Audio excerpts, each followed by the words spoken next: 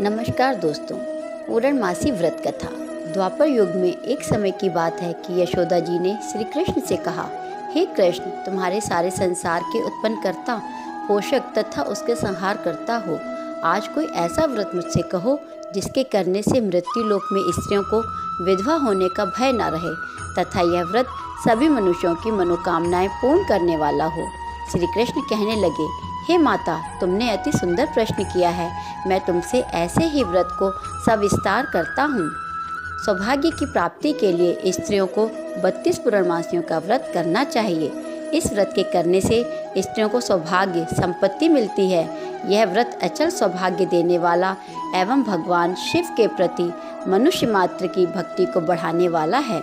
यशोदा जी कहने लगी, हे कृष्ण, सर्वप्रथम इस व्रत को मृत्यु लोक में किसने किया था? इस विषय में सविस्तार मुझसे कहो। श्री कृष्ण जी कहने लगे कि इस भूमंडल पर एक अत्यंत प्रसिद्ध राजा चंद्रहास से पालित अनेक प्रकार के रत्नों से परिपूर्ण कार्तिका नाम की एक नगरी में रहते थे। वहाँ पर धनेश्वर नाम का एक ब्राह्मण था और उसकी स्त्री अति सुशीला रूपवती थी। दोनों ही उस नगर में बड़े प्रेम के साथ रहते थे। घर में धन धान्य आदि किसी की भी कमी नहीं थी। उनको एक बड़ा भारी दुख था कि उनके कोई संतान नहीं थी। इस दुख से वह अत्यंत दुखी रहते थे। एक समय एक बड़ा तपस्वी योगी उसी नगरी में आया।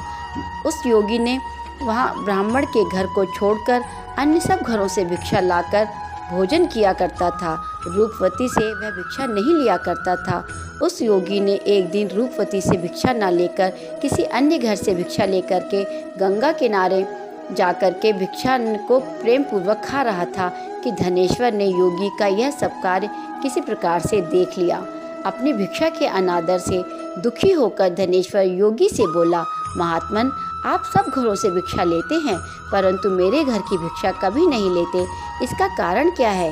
योगी ने कहा कि निसंतान के घर की भिक्षा पतितों के अन्न के तुल्य होती है और जो पतितों का अन्न खाता है वह भी पतित हो जाता है। क्योंकि तुम निसंतान हो, अतः पतित हो जाने के भय से मैं तुम्हारे घर की भिक्षा नहीं लेता हूँ। धनेश्वर यह बात सुनकर अपने मन में बहुत दुखी हुआ और हाथ जोड़कर योगी के पैरों पर गिर पड़ा। अतः आतर भाव से कहने लगा, हे महाराज, यदि ऐसा है तो आप मुझको पुत्र प्राप्ति का उपाय बताइए। आप सर्वज्ञ हैं, मुझ पर अवश्य ही यह कृपा कीजिए। धन की मेरे घर में कोई कमी नहीं है परंतु मैं पुत्र न होने के कारण अत्यंत दुखी हूँ। आप मेरे इस दुख का हरण करें, आप सामर्थ्यवान हैं। यह सुनकर योगी कहने लगे, हे ब्राह्मण, तुम चंडी की आराधना करो। घर जाकर उसने अपने स्त्री से सब वृत्तांत कहा और स्वयं तप के निमित्त वन में चला गया। वन में जाकर उसने चंडी की उपासना की और उपवास किया। चंडी ने 16वें दिन उसको स्वप्न में दर्शन दिया और कहा, हे धनेश्वर, जा, तेरे पुत्र होगा परंतु वह 16 वर्ष की आयु में ही मृत्यु को प्राप्त हो जाएगा। यदि तुम दोनों स्त्री पुरुष 32 पूर्णमासियों का व्रत विधि पूर्वक करोगे तो वह दीर्घायु होगा। जितनी तुम्हारी सामर्थ्य हो आटे के दिए बना करके शिव जी का पूजन करना, परंतु पूर्णमासी को 32 हो जाने चाहिए। प्रातःकाल होने पर इस स्थान के समीप ही तुम्हें एक आम का वृक्ष दिखाई देगा। उस पर तुम चढ़कर एक फल तोड़कर शीघ्र अपने घर चले जाना। अपनी स्त्री से सब वृत्तांत कहना। ऋतु स्नान के पश्चात वह स्वच्छ होकर श्री शंकर जी का ध्यान करके उस फल को खा लेगी। तब शंकर भगवान की कृपा से उसको गर्भ हो जाएगा। जब वह ब्राह्मण प्रातःकाल उठा तो उसने उस स्थान के पास ही एक आम का वृक्ष देखा जिस पर एक अत्यंत सुंदर आम का फल लगा हुआ था। उस ब्राह्मण ने उस आम के वृक्ष पर चढ़कर उस फल को तोड़ने का प्रयत्न किया परंतु वृक्ष पर कई बार प्रयत्न करने पर भी वह न चढ़ सका। तब तो वह ब्राह्मण बहुत ही चिंता करने लगा और विघ्न विनाशक श्री गणेश जी की वंदना करने लगा। हे दयानिधे, अपने भक्तों के विघ्नों का नाश करके उनके मंगल कार्य को करने वाले, दुष्टों का नाश करने वाले, रिद्धि सिद्धि को देने वाले, आप मुझ पर कृपा करके इतना बल दें कि मैं अपने मनोरथ को पूर्ण कर सकूं। इस प्रकार गणेश जी की प्रार्थना करने पर उनकी कृपा से धनेश्वर वृक्ष पर चढ़ गया और उसने एक अति सुंदर आम का फल देखा। उसने विचार किया, जो वरदान से फल मिला था वह यही है और फल दिखाई नहीं देता। उस धनेश्वर ब्राह्मण ने जल्दी से उस फल को तोड़कर अपनी स्त्री को लाकर दिया और उसकी स्त्री ने अपने पति के कथानुसार उस फल को खा लिया और वह गर्भवती हो गई। देवी जी की असीम कृपा से उसे एक अत्यंत सुंदर पुत्र उत्पन्न हुआ, जिसका नाम उन्होंने देवीदास रखा। माता पिता के हर्ष और शोक के साथ वह बालक शुक्ल पक्ष के चंद्रमा की भांति अपने पिता के घर में बढ़ने लगा। भवानी की कृपा से वह बालक बहुत ही सुंदर, सुशील और विद्या पढ़ने में बहुत ही निपुण हो गया। दुर्गा जी की आज्ञा अनुसार उसकी माता ने 32 पूर्णमासियों का व्रत रखना प्रारंभ कर दिया था, जिससे उसका पुत्र बड़ी आयु वाला हो जाए। 16वां वर्ष लगते ही देवीदास के माता पिता को बड़ी चिंता हो गई कि कहीं उनके पुत्र की मृत्यु इस वर्ष न हो जाए। इसीलिए उन्होंने अपने मन में विचार किया कि यदि यह दुर्घटना उनके सामने हो गई तो वह कैसे सहन कर सकेंगे। अस्तु उन्होंने देवीदास के मामा को बुलाया और कहा कि हमारी इच्छा है कि देवीदास 1 वर्ष तक काशी में जाकर विद्या अध्ययन करे और उसको अकेला भी नहीं छोड़ना चाहिए, इसीलिए साथ में तुम चले जाओ और 1 वर्ष के पश्चात उसको वापस लौटा लाना। सब प्रबंध करके उसके माता पिता ने काशी जाने के लिए देवीदास के एक घोड़े पर बैठा करके उसके मामा को उसके साथ कर दिया, किंतु यह बात उसके मामा को या और किसी को नहीं बताई। धनेश्वर ने सब पत्नीक अपने पुत्र की मंगल कामना तथा दीर्घायु के लिए भगवती दुर्गा की आराधना और पूर्णमासियों का व्रत करना आरंभ कर दिया। इस प्रकार बराबर 32 पूर्णमासियों का व्रत पूरा किया। कुछ समय पश्चात एक दिन वह दोनों मामा और भांजा मार्ग में रात्रि बिताने के लिए किसी ग्राम में ठहरे हुए थे। उस दिन उस गांव में एक ब्राह्मण की अत्यंत सुंदर, सुशील, विदुषी और गुणवती कन्या का विवाह होने वाला था। जिस धर्मशाला के अंदर वर और उसकी बारात ठहरी हुई थी, उसी धर्मशाला में देवीदास और उसके मामा भी ठहरे हुए थे। संयोगवश कन्या को तेल आदि चढ़ाकर मंडप आदि का कृत्य किया गया तो लग्न के समय वर को धनुर्वात हो गया। अस्तु वर के पिता ने अपने कुटुंबियों से परामर्श करके निश्चय किया कि यह देवीदास मेरे पुत्र जैसा ही सुंदर है, मैं इसके साथ ही लग्न करा दूं और बाद में विवाह के अन्य कार्य मेरे लड़के के साथ हो जाएंगे। ऐसा सोचकर देवीदास के मामा से जाकर बोला कि तुम थोड़ी देर के लिए अपने भांजे को हमें दे दो, जिससे विवाह के लग्न का सब कृत्य सुचारू रूप से हो सके। तब उसका मामा कहने लगा कि जो कुछ भी मधुपर्क तथा कन्यादान के समय वर को मिले वह सब हमें दे दिया जाए तो मेरा भांजा इस बारात का दूल्हा बन जाएगा। यह बात वर के पिता ने स्वीकार कर लेने पर उसने अपना भांजा वर बनने को भेज दिया और उसके साथ सब विवाह कार्य रात्रि में विधि पूर्वक संपन्न हो गया। पत्नी के साथ वह भोजन न कर सका और अपने मन में सोचने लगा, न जाने यह किसकी स्त्री होगी। वह एकांत में इसी सोच में गर्म निश्वास छोड़ने लगा तथा उसकी आंखों में आंसू भी आ गए। तब वधू ने पूछा कि क्या बात है, आप इतने उदासीन व दुखी क्यों हो रहे हैं।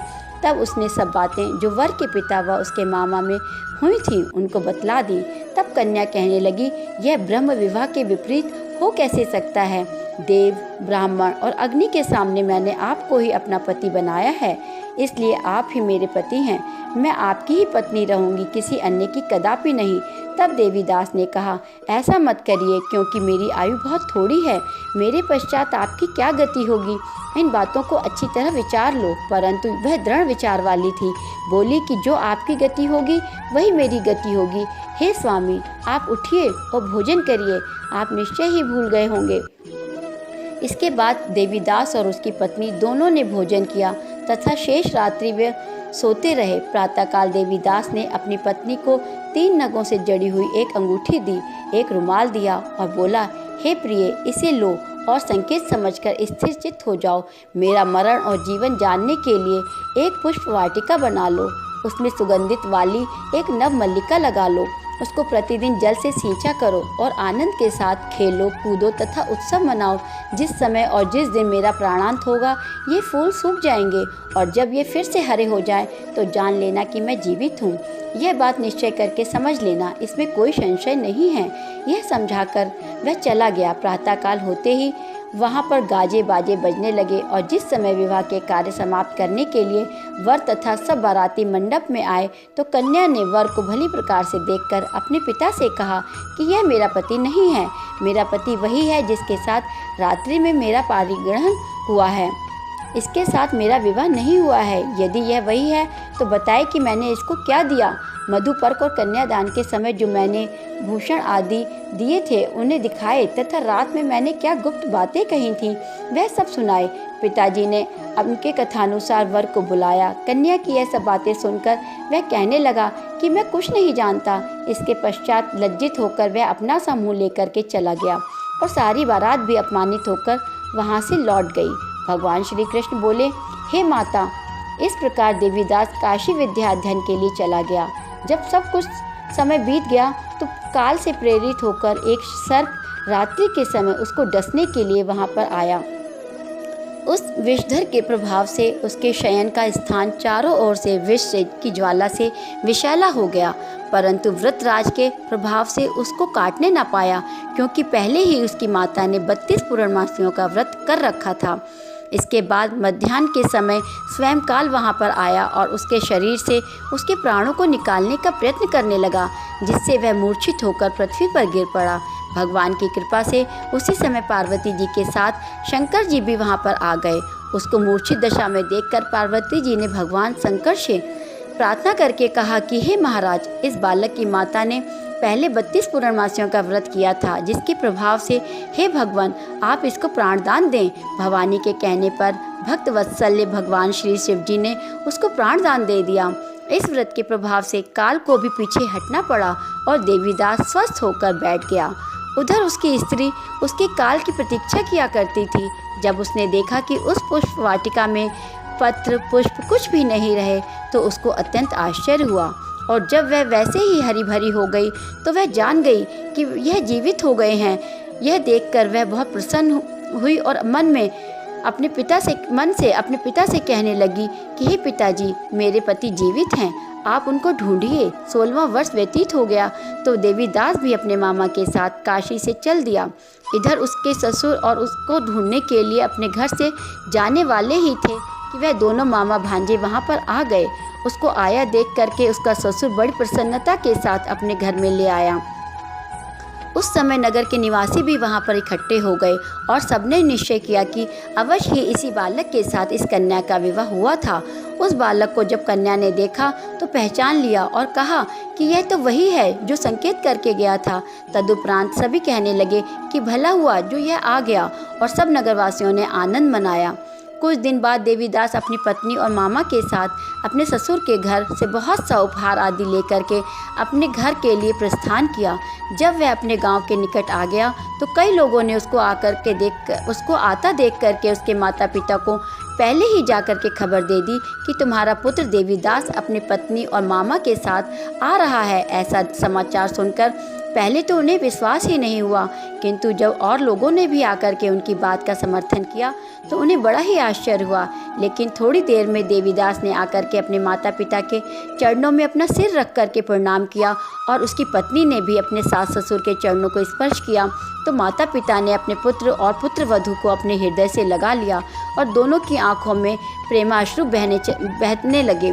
अपने पुत्र और पुत्रवधू के आने की खुशी में धनेश्वर ने बड़ा भारी उत्सव किया और ब्राह्मणों को भी बहुत सी दान दक्षिणा दे करके प्रसन्न किया। श्री कृष्ण जी कहने लगे कि इस प्रकार धनेश्वर 32 पूर्णमासियों के व्रत के प्रभाव से पुत्रवान हो गया।